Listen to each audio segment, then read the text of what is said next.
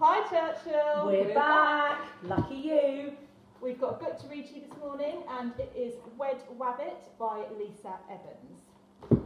And it's off the 100 book list that's in the classroom. Chapter 1. It was such an ordinary evening, but every detail of it would matter. Every detail would become vital. Wimbly woos! Minnie was wailing from her side of the bedroom. Weed me wimbly woos! In a minute, said Fidge. You're supposed to be drinking your milk. But it's all warm and it's got skin on top and it's revolting. All right, I won't be long. Fidge was packing. In just under 36 hours, her mother, her sister, aged 4, and herself, aged 10 and a half, were due to go on what was likely to be their best holiday for years, and she wanted to be ready. She also wanted to try out high-density packing technique she'd seen on a programme about mountaineers. What you did was roll up each item of clothing into an incredibly tight sausage. Secured with an elastic band, you then fitted the sausages in next to each other like a bundle of sticks.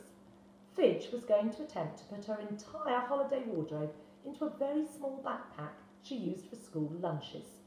This was partly because she liked a challenge, and partly because she knew that her mother's luggage would, as usual, consist of a huge assortment of random bags, which Minnie never went anywhere without an armful of toys which she then dropped at 5-second intervals.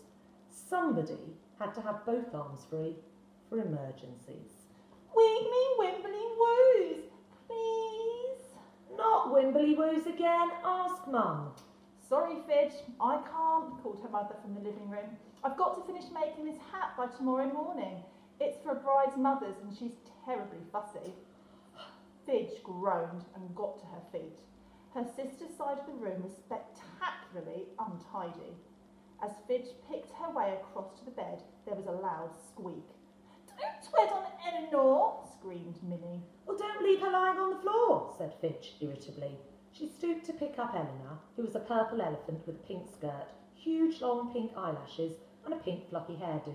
She's asleep, said Minnie. Wed Wabbit made them all go to bed early because they'd been naughty. Oh, Fidge looked down and realised that the teddies and dolls had been arranged in long rows as if in a dormitory.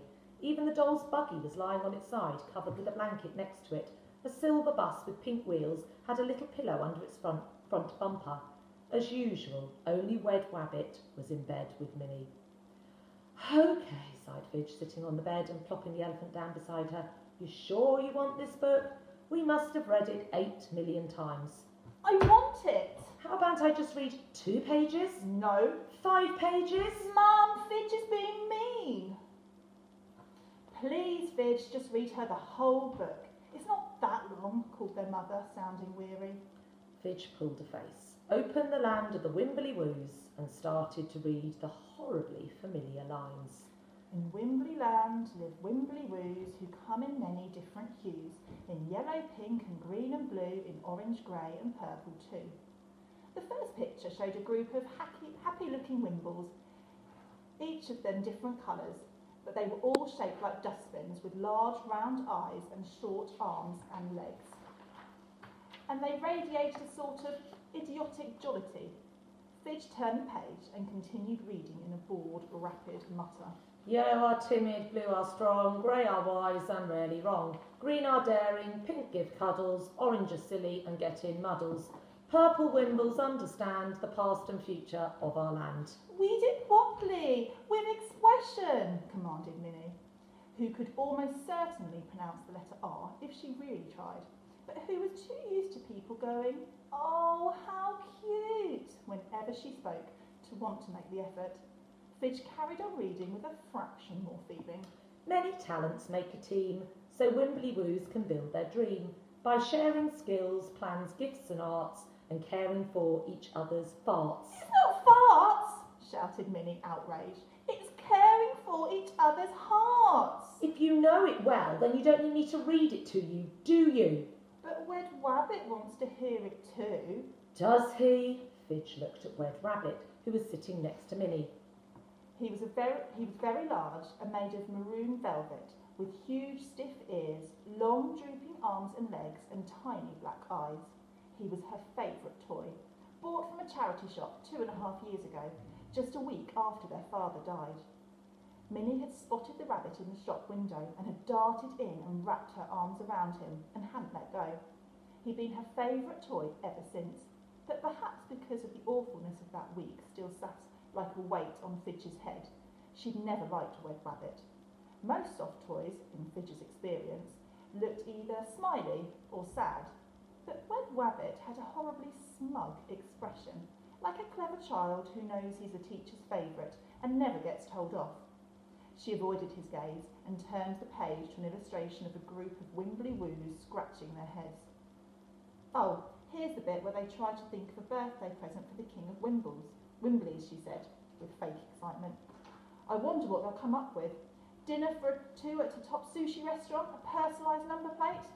Read it to me." "A spa weekend?" "Please," said Minnie, placing a small hand on Fidge's arm. "Please read my book." And because Minnie, when she wasn't showing off or being annoying or squeaky or whiny, was really quite sweet, Fidge stopped mucking around and read the whole of it, for the 8th million time. Over the course of 20 irritating pages, the Wimbly Woos organised a huge game of hide-and-seek as the surprise gift for the king, had a big celebration picnic, and sang their deeply soppy Wimbly Woo song as the sun set behind the lollipop-shaped trees of Wimbly Land. Wimbly woo, pink and green and grey and blue, yellow and orange and purple too, a rainbow sharing in all we do. Fidge turned the page and looked at the last picture.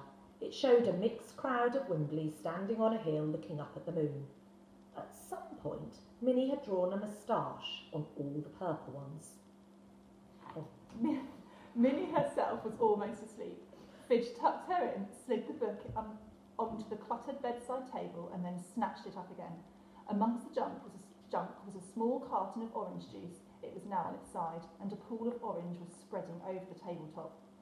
Hastily, Fidge picked up the carton and then looked around for something to blot the juice with.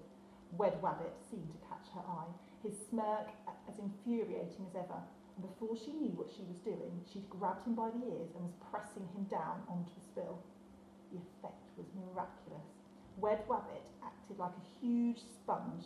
The pool shrank steadily and then disappeared without trace, the orange making no stain at all on the dark red velvet. Fidge, feeling relieved, but a bit guilty, checked that Minnie was definitely asleep and then set Wed Wabbit on the radiator and went back to her packing.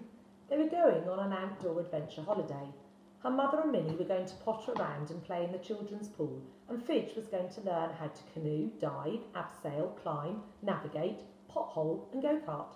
She took an old T-shirt from the drawer and began to roll it very, very tightly.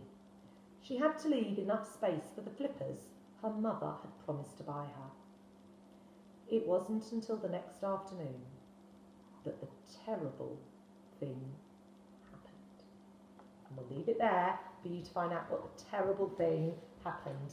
Yes, one from our 100 book list, so you can read this when you return in September.